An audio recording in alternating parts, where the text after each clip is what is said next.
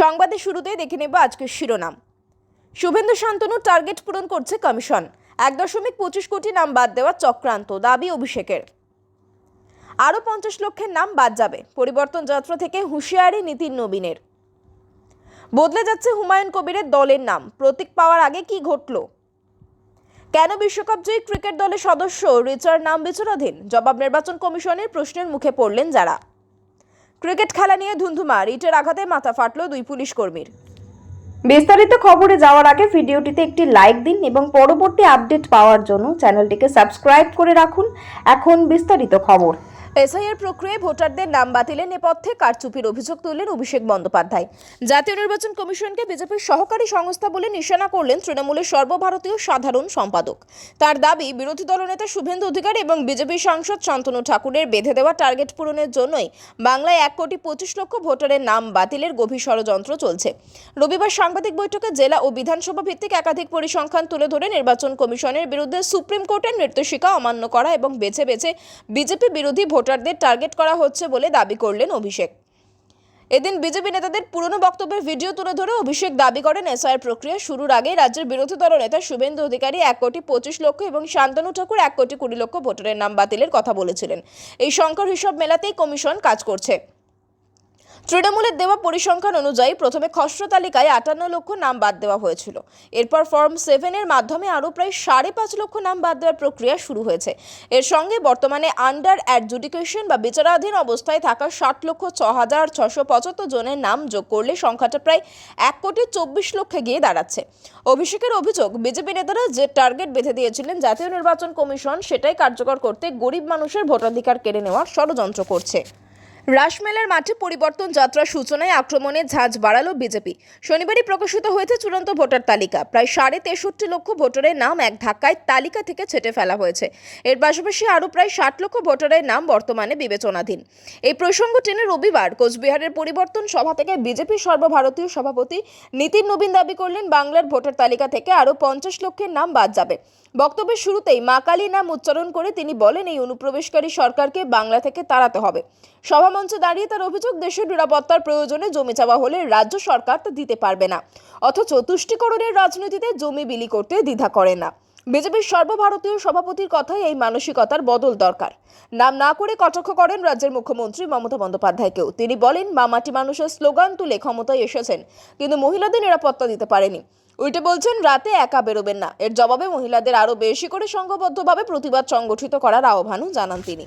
বিধানসভা নির্বাচন সামনে, প্রচার তিনি আগেই শুরু করে দিয়েছিলেন।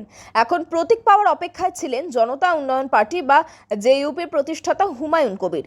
কিন্তু তার আগে নির্বাচন কমিশনের নির্দেশে তার রাজনৈতিক দলের নামই বদলে যাবে। কমিশনের তরফে হুমায়ুন জানতে পেরেছেন, জেইউপি নামে একটি রাজনৈতিক দলকে ইতিমধ্যেই স্বীকৃতি দেওয়া হয়েছে। জনৈক রাহুল আমিন ওই নামটি কমিশনে জমা দেন। হুমায়ুন জানিয়েছেন, গত বৃহস্পতিবার রাজ্য নির্বাচন কমিশনের দপ্তরে তিনি প্রয়োজনীয় নথি জমা দিয়েছেন। এখন কমিশনের নির্দেশ মেনে নাম বদলে জনতা উন্নয়ন পার্টির আগে আম বসানোর কথা ভাবছেন তিনি। আম জনতা উন্নয়ন পার্টি নাম হলে সংক্ষেপে এজেইউপি হবে তার রাজনৈতিক দলের নাম। তৃণমূল তাকে সাসপেন্ড করার পরে নতুন রাজনৈতিক দল তৈরির ঘোষণা করেন হুমায়ুন। গত বছরের 22 ডিসেম্বর ঘটা করে মুর্শিদাবাদের বেলডাঙ্গায় সভা করেন ভারতপুরের বিধায়ক। তখনই দলের নাম বলেছিলেন জনতা উন্নয়ন পার্টি। দিন কয়েক আগে জনতা উন্নয়ন পার্টির রেজিস্ট্রেশনের জন্য নির্বাচন কমিশনে সুপারিশ করে রাজ্যের মুখ্য নির্বাচনী আধিকারিকের দফতর। জানা যায়, সবকিছু ঠিকঠাক থাকলে আগামী 15 দিনের মধ্যে রেজিস্ট্রেশন মঞ্জুর করতে পারে কমিশন। পশ্চিমবঙ্গে এসআইআর-এর প্রথম দফা চূড়ান্ত তালিকার পরে শুরু হয়েছে রাজনৈতিক চাপানুতর। কারণ নথি যাচাই এবং নিষ্পত্তি হয়নি এমন 60,06,675 জনের নামের পাশে লেখা বিচারাধীন। তাতে রয়েছে ভারতকে বিশ্বকাপ জেতানো উইকেট রক্ষক ব্যাটার রিচা ঘোষের নামও।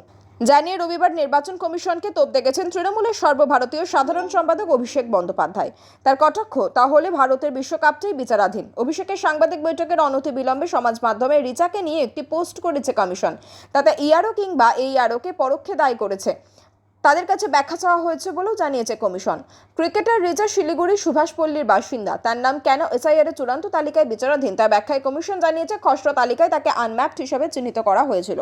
তার পরিবর্তে এক আত্মীয় শুনানিতে উপস্থিত হন এবং প্রয়োজনীয় নথি জমা দেন। কিন্তু এখন দেখা যাচ্ছে সংশ্লিষ্ট ইলেকটোরাল রেজিস্ট্রেশন অফিসার বা অ্যাসিস্ট্যান্ট ইলেকটোরাল রেজিস্ট্রেশন অফিসার বিষয়টি নিষ্পত্তি করেননি। এই অবস্থায় সুপ্রিম কোর্টের নির্দেশ অনুযায়ী বিষয়টি বিচারকদের কাছে নিষ্পত্তির জন্য পাঠানো হয়েছে।